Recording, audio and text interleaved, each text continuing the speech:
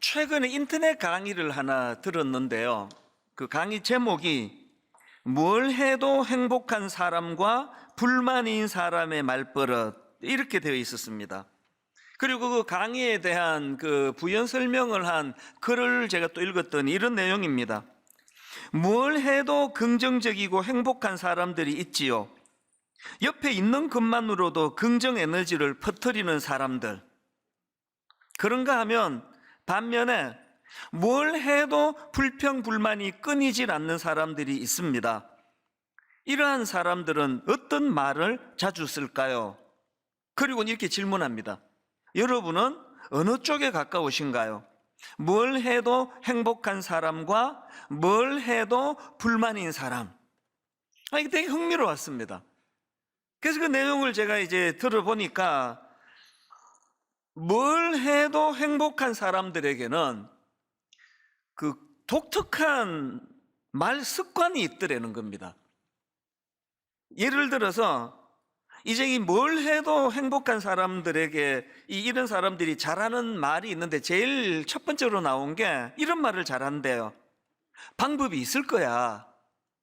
이게 예상하지 못한 어떤 어려운 일을 만나고 또 당황스러운 일을 겪을 때 그것 때문에 포기하지 않는 거라는 거예요. 그래서 방법이 있을 거야. 이런 말을 참 자주 한답니다. 또 뭘 해도 행복한 사람들이 잘 쓰는 말이 또 이런 말이랍니다. 지금은 힘들어도 긍정적인 어떤 의미가 있을 거야. 코로나19 때문에 많이 힘들고 어려웠지만 그럼에도 불구하고 이 코로나19 때문에 우리에게 유익했던 것도 많을 거야. 그거를 찾아내는 거, 이게 뭘 해도 행복한 사람들의 어느 습관이라는 겁니다. 그런가 하면 또 이런 말도 자주 한답니다. 이만하길 다행이다. 아무리 절망적인 어떤 일을 만나도 안 죽었으면 됐지. 이만하길 다행이야. 사실 저도 정말 어떤 경우에도 저는 또 행복한 사람이 되고 싶거든요. 또 저는 또 목회자니까요. 저도 애를 좀 씁니다. 제가 이제 차를 몰고 가다가 어떤 기분 나쁜 일을 당하거나 무슨 타이어가 펑크가 나거나 이런 또 어떤 이상한 사람이 저를 그냥 괴롭히는 일이 있거나 가끔 그런 일이 있을 때 제가 혼자 독백하는 말이 있습니다. 저 혼자서 이렇게 말합니다. 어떤 어려운 일을 당했더라도 저는 이렇게 말합니다. 사고만 나지 않으면 어떤 일로 다 괜찮아. 제가 저에게 이렇게 독백을 해요. 그 사고만 안 나면 이것보다 더 어려운 일이라도 다 괜찮은 일이야. 제가 왜 그렇게 혼자서 독백을 할까요? 저도 어떤 경우에도 뭘 해도 행복한 사람이 되고 싶거든요. 그런가 하면은 반대로 뭘 해도 불평불만이 많은 사람들에게도 특징이 있는데요. 복잡한 거 여기 부정적인 말들 많이 하고 싶지 않고요. 제 눈에 딱 뜨였던 하나가 있었는데 뭘 해도 불평불만이 많은 사람들에게 이런 특징이 있대요. 해석의 왜곡성. 그들의 특징이 해석의 왜곡성을 가졌다. 그러니까 한마디로 말해서 상대방이 어떤 행동을 하거나 무슨 말을 하거나 자꾸 그것을 왜곡해서 해석하는 그런 특징을 가지고 있다는 겁니다. 심지어는요, 그냥 상대방이 호의를 베풀고 잘 대해줘도 해석의 왜곡성이 어김없이 작동이 돼가지고 아니 저 사람 무슨 의도로 나한테 이렇게 잘하는 거야? 뭘 얻으려고 저래? 이게 해석의 왜곡성. 그러니까 이런 태도를 가지고 있는 사람들이 어떻게 행복하겠냐고요. 그래서 그 강사님이 설명하기를 이런 부류의 사람들은 불신에 대한 신념을 갖고 있다. 이것도 되게 독특했습니다. 불신에 대한 신념이 뭐냐? 이거예요. 맨날 하는 말이 아무도 믿을 수 없다. 아무도 믿지 마. 오늘 우리에게는 이런 불신에 대한 신념이 없습니까? 제가 오늘 설교를 준비하다가 이 강의가 생각났던 거는 바로 오늘 본문의 상황이 이제 어떻게 생각하고 어떻게 해석하고 어떻게 판단하느냐에 따라서 인생이 달라질 수 있는 거, 이 점에서 좀 강의 생각을 나게 만드는 부분이 있었기 때문입니다. 오늘 본문 말씀의 배경이 이렇습니다. 지금 남유다 백성들이 나라가 망해버렸잖아요. 그래서 당시 강대국이었던 바벨론에 포로로 지금 끌려가 있는 상태입니다. 여러분, 그 남의 나라에 포로로 잡혀간 그 포로들에게 뭐 유일한 희망이 있다면 다시 이제 집으로 돌아가는 거 아닙니까? 뭐 빨리빨리 해방이 돼가지고 나는 이제 다시 고향으로 돌아가고 싶어. 이게 모든 포로들이 갖고 있는 희망사항인데요. 여러분, 그때나 지금이나 가짜 목사나 또 거짓 선지자나 행태가 똑같아요. 하나님의 말씀을 전하는 게 아니라 사람들이 듣고 싶어하는 말을 전하는 거. 이게 그 당시에 가짜 선지자들이 나타나서 했던 짓입니다. 그 대표적인 사람이 하나냐라는 선지자인데요. 그 하나냐가 어떤 거짓 예언을 하느냐? 예레미야 28장 11절입니다. 모든 백성 앞에서 하나냐가 말하여 이르되 여호와께서 이와 같이 말씀하시니라. 내가 2년 안에 모든 민족의 목에서 바벨론의 왕 느부갓네살의 멍에를 이와 같이 꺾어버리리라 하셨느니라. 하나님 이런 말씀하신 적 없거든요. 단지 그 포로 이스라엘 백성들이 그 말을 듣기를 원하기 때문에 하는 거, 이게 가짜 선지자예요. 그랬더니 우리가 아는 참 신실했던 선지자 예레미야가 그것을 반박합니다. 예레미야 28장 15절. 선지자 예레미야가 선지자 하나냐에게 이르되 하나냐여 들으라. 여호와께서 너를 보내지 아니하셨거늘 내가 이 백성에게 거짓을 믿게 하는도다. 그래서 이제 오늘 본문이 29장이고요. 본문 바로 앞에 28장에서 이렇게 논쟁이 벌어집니다.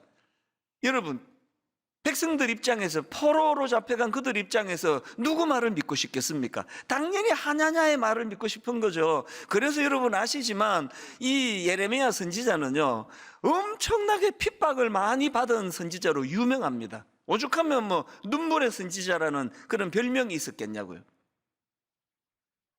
그런데요, 이런 논쟁이 있고 난 바로 그 다음에 이제 오늘 본문에서 하나님께서 누구 손을 들어주느냐? 청천벽력 같은 말씀을 하십니다. 그 백성들 입장에서.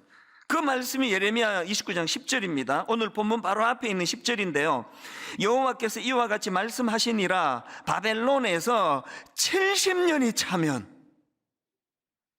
2년을 기대하고 있는 그들에게 70년이 차면 내가 너희를 돌보고 나의 선한 말을 너희에게 성취하여 너희를 이곳으로 돌아오게 하리라. 이게 백성들에게 이거는 뭐 절망적인 청천벽력 같은 이야기예요.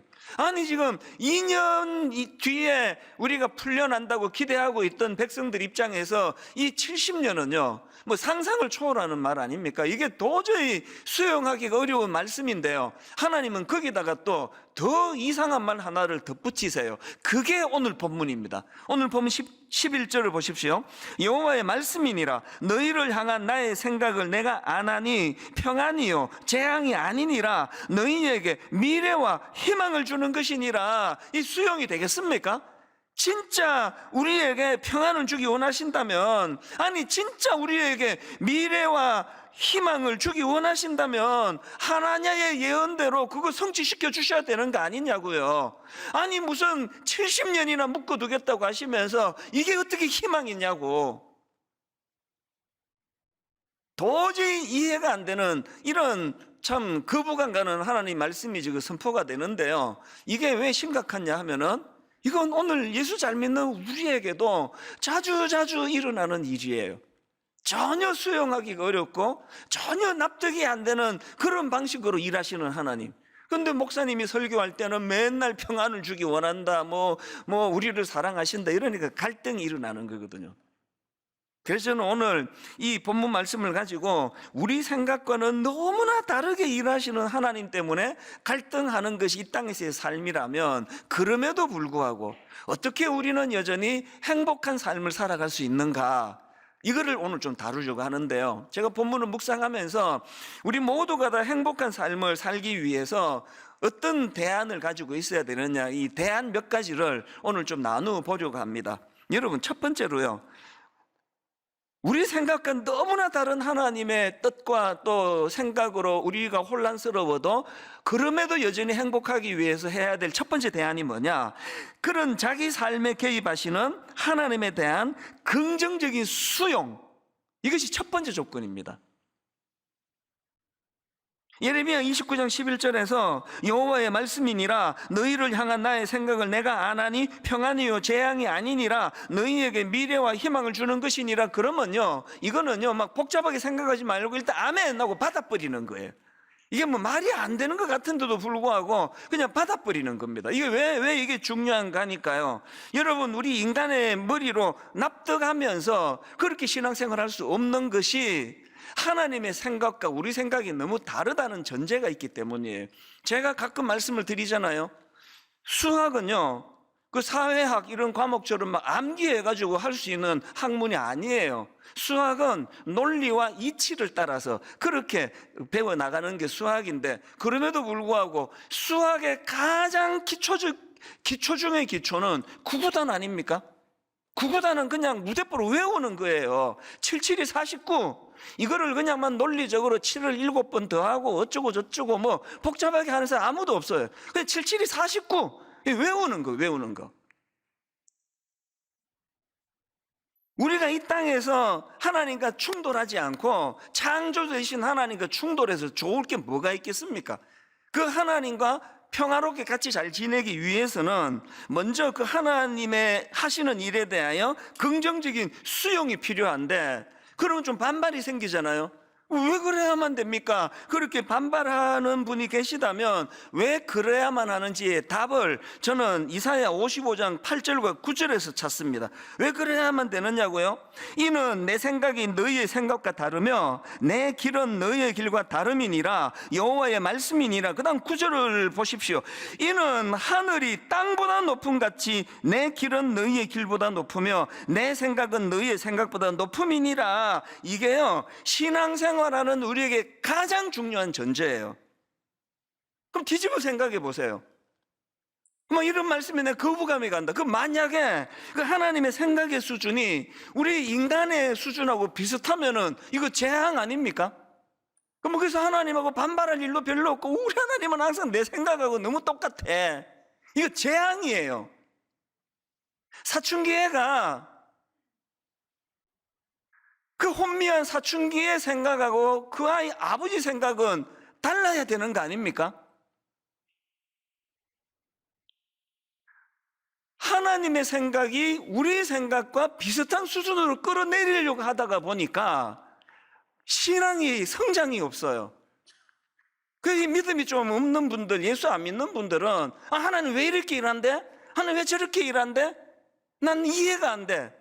이해가 안 돼서 하나님인 걸 모르시는 거예요. 그런 사람이 예수를 믿어도 그만이고 안 믿어도 그만이에요. 예수 믿으면 뭐합니까? 하나님의 생각을 끌어내려가지고 자기 수준에다 맞추고 사는데 여기에서 무슨 놀라운 기적이 일어나겠으며 여기에서 무슨 놀라운 우리가 할 수 없는 일들이 일어나겠느냐고요. 그 사춘기 아이들이 막 혼미할 때는 아버지와 그 사춘기 아이 생각이 달라야 되는 거 아닙니까? 그 어떤 애가 이렇게 말하는 걸 들었습니다. 우리 아버지는 나랑 생각이 너무 똑같아. 아이고 저걸 자랑이라고 하는 속으로 그렇게 생각해. 어떡하냐 얘는? 얘 아버지 생각이 그렇게 사춘기처럼 어리고 미숙해가지고 이제 얘는 어떻게 해야 되나? 그게 자랑입니까 그게? 그래서 여러분의 사춘기를 되돌아보세요. 부모님과 갈등이 심하면 심했을수록 그 훌륭한 집일 확률이 많습니다. 확률이에요. 100%는 아닙니다. 우리가 왜 이 행복을 위한 첫 번째 단계로 일단은 그냥 수용하자. 이해가 안 돼도 수용하자. 성경에는요 이래서 성공한 인물들의 이야기가 너무 많습니다. 대표적인 케이스가 요셉 아닙니까?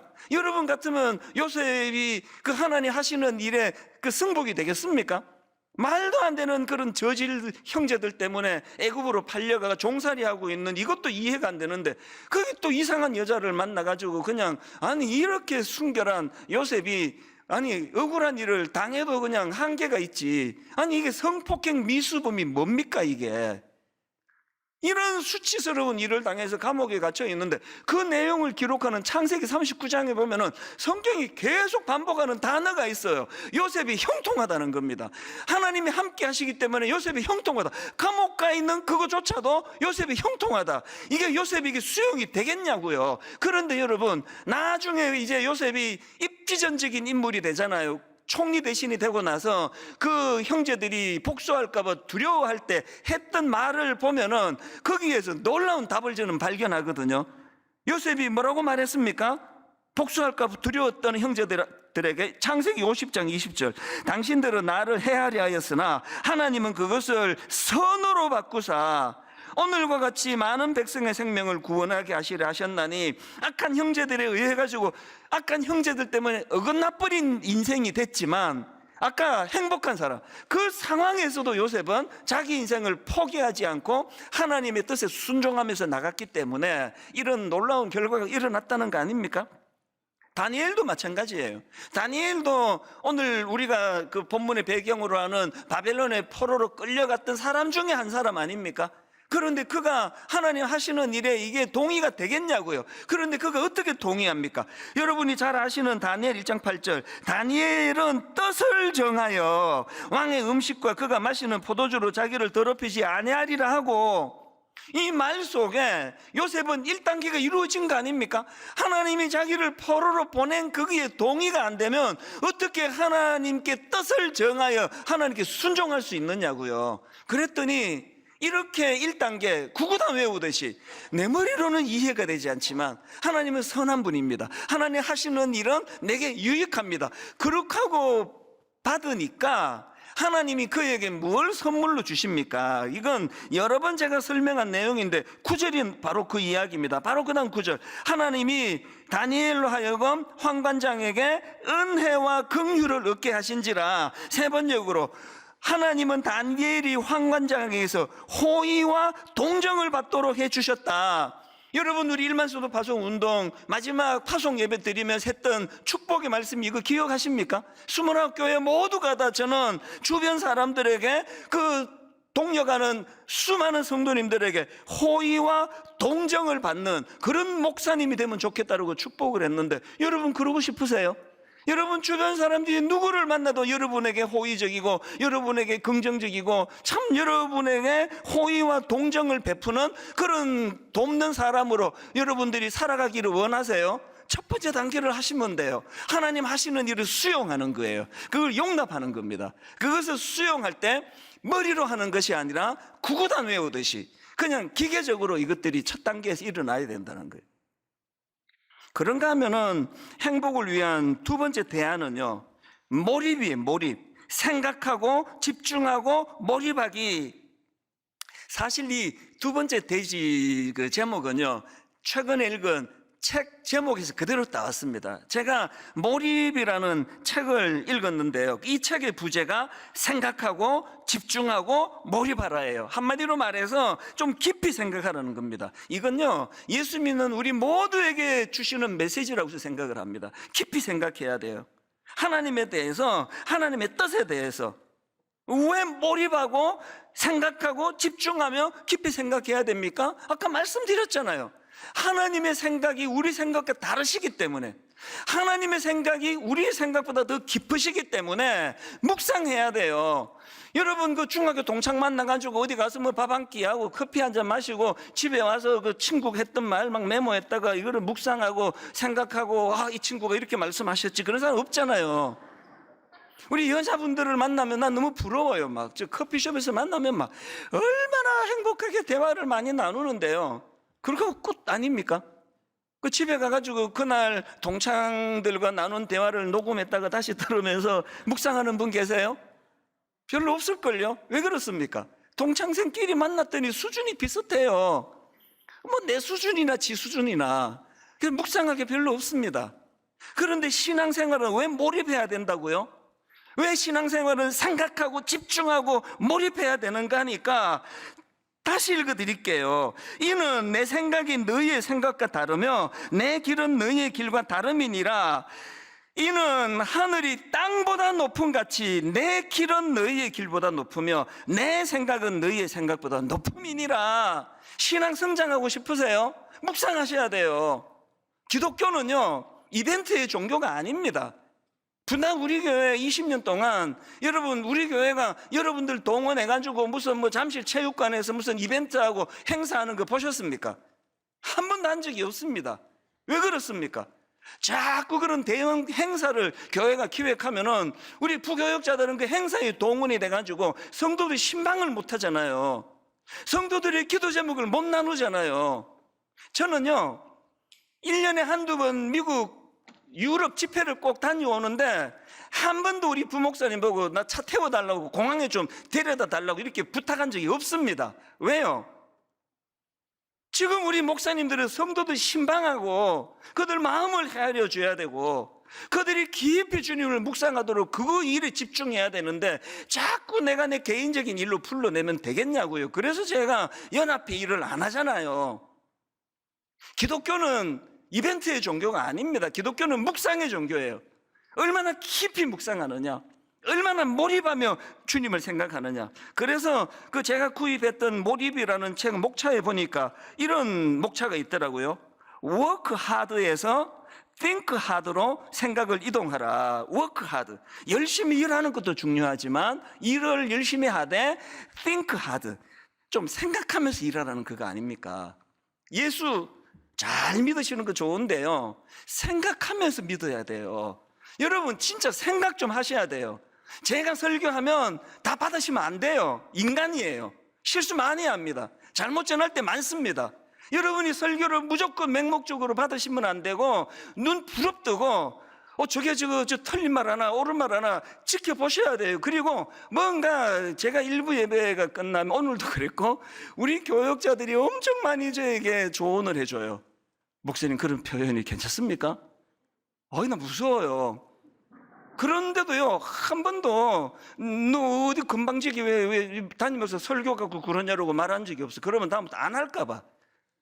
그 지적이 생각하면서 설교하게 만드는. 그래서 2부 때 얼마나 조심하고 3부 때 더 조심하고 옛날에 4부 때는 또 더 조심하고 5부 때는 막 그냥 막 실신할 정도로 조심해요. 생각하셔야 돼요. 제가 어느 칼럼을 읽었더니요, 일본의 그 미라이 공업이라는 전기회사 이야기를 하는데 이 회사가 대단합니다. 깜짝 놀랐습니다. 이 미라이 공업이라는 전기회사는요, 직원들에게 석 달에 열흘씩 휴가를 준대요. 그리고 5년에 한 번은 전 직원들이 다 해외여행을 떠난대요. 뭐 이것들도 대단하지만 진짜 놀라운 건요, 이런 것들 외에도 직원들이 쉬고 싶으면 언제든지 쉬어도 된다는 룰이 있답니다. 그래서 직원이 난 내일 좀 쉬겠습니다. 그러면 묻지도 따지지도 않고 그냥 쉬게 해줘요. 룰이 있으니까. 우리 생각에 이런 회사는 곧 망해버릴 것 같은데요, 그 칼럼에 보니까 놀랍게도 이 회사는 엄청난 성과를 올리는 회사라는 겁니다. 우선 동종업계 시장 점유율 1위, 매출 2,500억 원, 평균 이상 이익률 15%, 이런 놀라운 성적표를 갖고 있다는 거예요. 그 칼럼 내용을 직접 읽어드릴게요. 그렇다면 직원들을 신나게 놀게 하면서도 놀라운 성과를 올리는 비결은 무엇일까? 바로 생각이다. 아이디어를 낼 때마다 현금으로 즉석 보상하고 놀더라도 생각하면서 놀게 하는 게 중요한 포인트다. 그러니까 알고 봤더니요, 어느 직원이 난 내일 내 하루 그냥 쉬고 싶어요, 이게 그냥 놀으라는 게 아니라는 거예요. 생각을 방해하지 않기 위해서. 그래서 생각을 하고 아이디어를 내면 현금으로 포상금을 주고. 그 칼럼의 그 다음 내용 한번 들어보십시오. 이 회사의 슬로건은 항상 생각한다. 항상 생각한다. 이게 이 회사 슬로건이래요. 분당 우리 교회 슬로건 이렇게 고치고 싶은 마음입니다. 함께 울고 함께 웃는 우리 교회가 너무 아까워가지고 이거를 내가 없애지는 못하겠지만 그 다음에 우리가 정말 함께 생각하는 교회, 항상 생각하는 교회, 예수님을 몰두하는 교회, 예수님께 집중하며 생각하는 교회.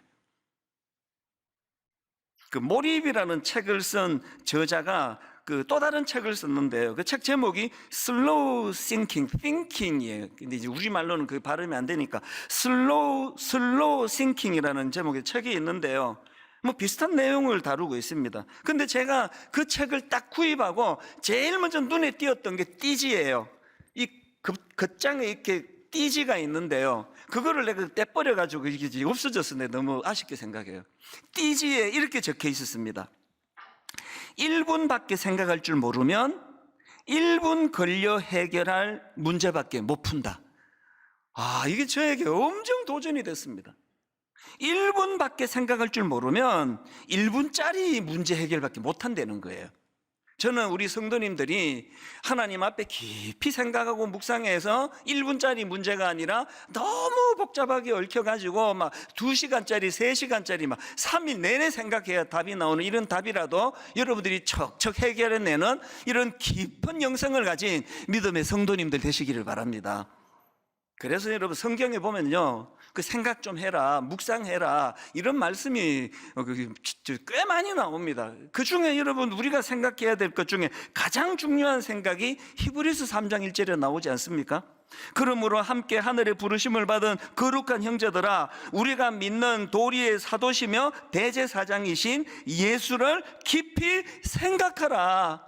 오늘 설교를 다 마치고 이찬수 목사 설교 해석법, 이 설교에 나오는 예화, 이 설교의 흐름, 이 설교에 등장하는 인물, 이 모든 인물들이 예수 그리스도라는 필터를 통해서 재해석이 돼야 된다는 거예요. 예수님을 깊이 생각하고 묵상하는 그런 교회가 되기를 주님 이름으로 축복합니다. 이 두 번째예요. 마지막 세 번째, 행복한 삶을 위한 대안이 하나 더 있는데요, 진취적인 행동입니다. 진취적인 행동. 여러분, 행복하고 싶으세요? 생각만 많이 하지 말고 행동하셔야 됩니다.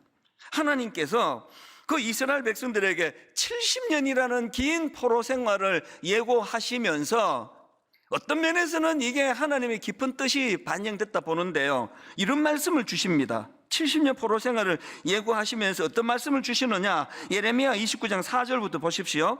만군의 여호와 이스라엘의 하나님께서 예루살렘에서 바벨론으로 사로잡혀 가게 한 모든 포로에게 이와 같이 말씀하시니라. 너희는 집을 짓고 거기에 살며 텃밭을 만들고 그 열매를 먹어라. 아내를 맞이하여 자녀를 낳으며 너희 아들이 아내를 맞이하며 너희 딸이 남편을 맞아 그들로 자녀를 낳게 하여 너희가 어디에서? 거기에서 번성하고 줄어들지 아니하게 하라. 그 다음 7절이 가장 핵심 구절이에요. 너희는 내가 사로잡혀 가게 한 그 성읍의 평안을 구하고 그를 위하여 여호와께 기도하라. 이는 그 성읍이 평안함으로 너희도 평안할 것임이니라. 2년 만에 빨리 풀려 집에 가는 것도 중요하지만 그 악한 도성을 위하여 너희들이 영향력을 미쳐야 되겠다. 그 악한 바벨론에서 너희들이 선한 영향력을 행사하기 위하여 진취적으로 행동하라는 겁니다. 이걸 완벽하게 구현해낸 인물이 요셉 아닙니까?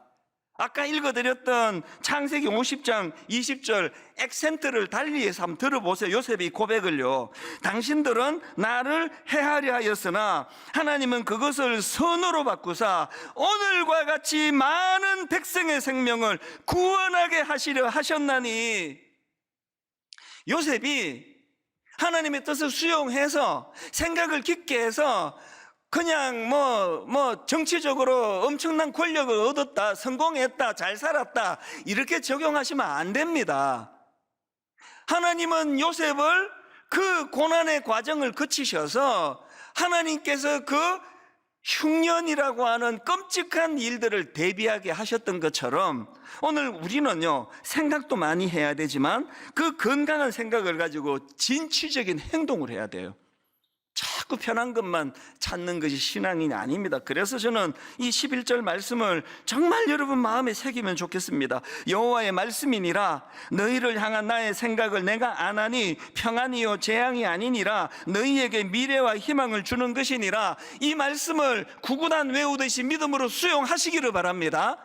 이 말씀을 수용하시고 이 두 번째 단계로 깊이 묵상하시는 거예요.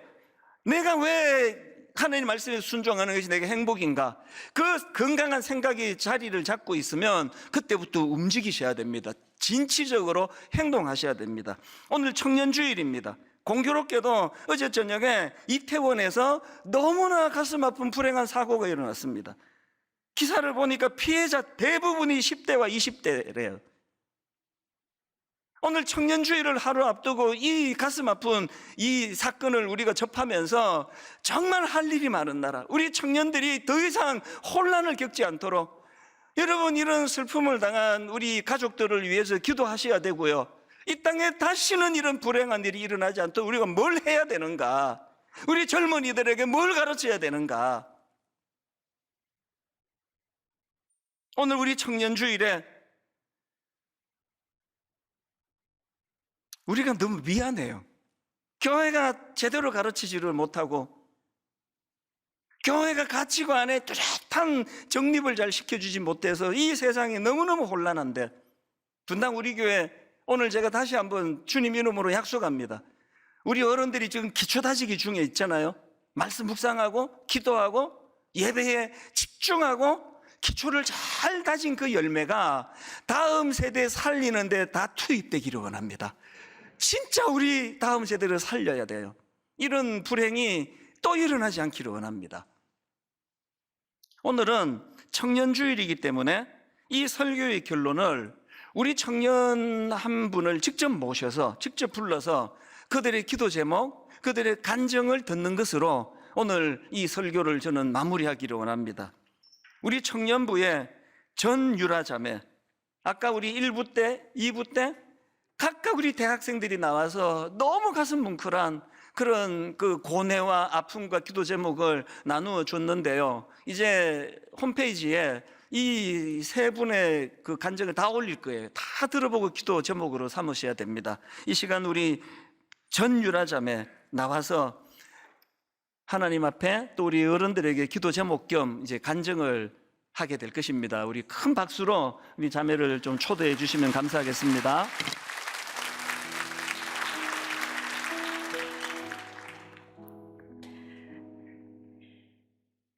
안녕하세요. 1청년부 전유라 청년입니다. 저는 20대 초반엔 엄마 따라 대예배만 드렸는데요.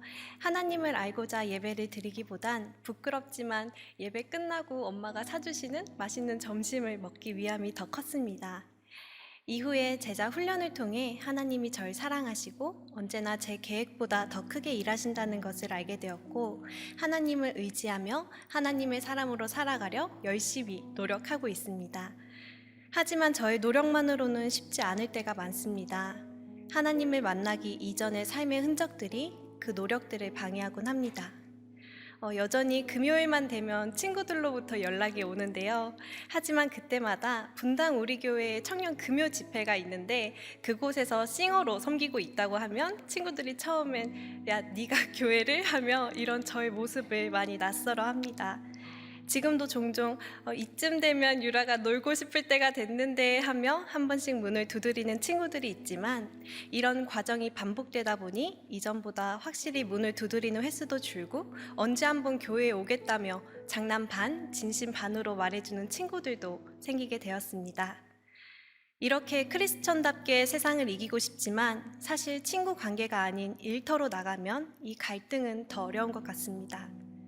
일터에서는 종종 저의 평정심을 무너뜨리는 일들을 만나게 되는데요. 때때로 성공을 담보로 부당한 요구를 하기도 하고 당혹스럽다 못해 마음을 크게 흔들어 놓는 일들을 마주합니다. 그럴 때마다 전쟁은 나에게 속한 것 아니니 하며 하나님 주시는 힘으로 살아가 보려고 노력하고 있습니다. 그런 저에게 무엇보다 힘이 되는 것은 믿음의 동력자들과 선배님들을 만나는 것입니다. 제가 저의 자리를 지키는 것과 같이 누군가도 그 자리를 지키고 있다는 사실이 저에게 큰 힘이 되더라고요. 특별히 이번 특세 때 청년 특송을 마치고 돌아가는데 이제 저희가 청년임을 알아보시고 본당에서 빠져나가시는 분들마다 저희를 태워주시겠다고 하시는 그런 따뜻한 말씀들을 해주셨는데요. 정말 그 새벽 세상에서 받기 힘든 무조건적인 호의가 제가 그 한 주를 살아낼 수 있었던 큰 힘이 되었습니다. 하나님을 알기 전이나 후나 또 여전히 그리고 앞으로도 수많은 유혹들, 고난들이 있었고 또 있을 것입니다. 세상의 조건과 상황도 쉽게 변하지 않을 것을 압니다. 앞으로 몇 번, 몇백 번, 몇천 번을 넘어질지 알 수 없지만 하나님을 알기 전엔 몰랐으나 하나님을 아는 제가 이제 아는 것이 하나 생겼습니다. 오늘도 세상에서 살아가지만 주님 안에서 안전합니다. 묵묵히 여전히 그 믿음의 자리를 지켜내주시는 믿음의 선배님들의 존재 자체만으로 은혜이고 힘이 됩니다. 기도의 능력을 잘 알기 때문에 성도님들께서 청년들이 하나님의 사람으로 살아갈 수 있도록 기도해 주신다면 이 자리를 끝까지 지켜낼 수 있을 거라고 믿습니다. 사랑합니다. 감사합니다.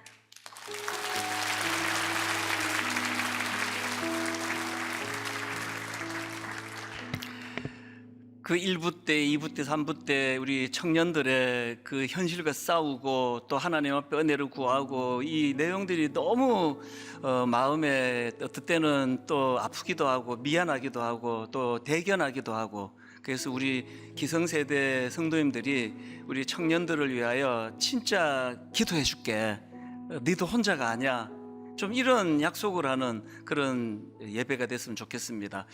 이제 우리 다 자리에서 일어나셔서 우리 313번 찬양입니다. 보라 너희는 두려워 말고, 보라 너희를 인도한 나를, 보라 하나님 구원을, 보라 하나님 능력을. 우리 기성세대는 다음 세대 우리 자녀들에게 축복하면서 던져드리는 메시지가 됐으면 좋겠고, 또 서로서로 또 하나님께서 우리에게 주시는 이 말씀을 가지고 힘을 얻으면서 이렇게 찬양하기 원합니다. 보라 너희는 두려워 말고, 너희는 두려워 말고, 보라 너희를 인도한 나를, 너희를 인도한 나를, 보라 너희는 지치지 말고, 너희는 지치지 말고, 보라 너희를 구원한 나를. 한번 힘있게 선포합니다.